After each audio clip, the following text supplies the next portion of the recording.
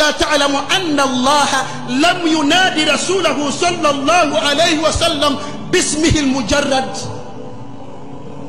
بل وقد نادى على كل الأنبياء بأسمائهم المجردة، فقال تبارك وتعالى: يا آدم اسكن أنت وزوجك الجنة، يا نوح اهبط بسلام منا وبركات، يا إبراهيم قد صدقت الرؤيا، يا موسى لا تخف، يا يحيى خذ الكتاب بقوة، يا زكريا إنا نبشرك بغلام اسمه يحيى.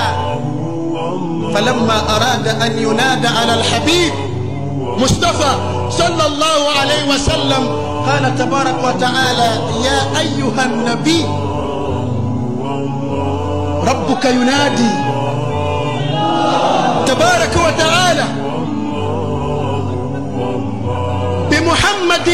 بمحبة رسول الله عند الله، لم ينادي رسوله باسمه محمد. والله في كل القرآن من الفاتحة إلى الناس: يا أيها النبي اتق الله ولا تطع الكافرين والمنافقين، يا أيها المزمل قم الليل إلا قليلا، يا أيها المدثر قم فأنذر. سبحان الله. وما نادى رسول الله صلى الله عليه وسلم باسم محمد إلا بقرينة الرسالة والنبوة، فقال تبارك وتعالى: وما محمد إلا رسول. الله أكبر. وما محمد إلا رسول. سبحان الله.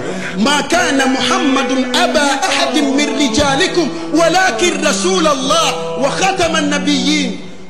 الرسالة والنبوة مع الاسم محمد صلى الله عليه وسلم، لمحبة الله لرسوله صلى الله عليه وسلم.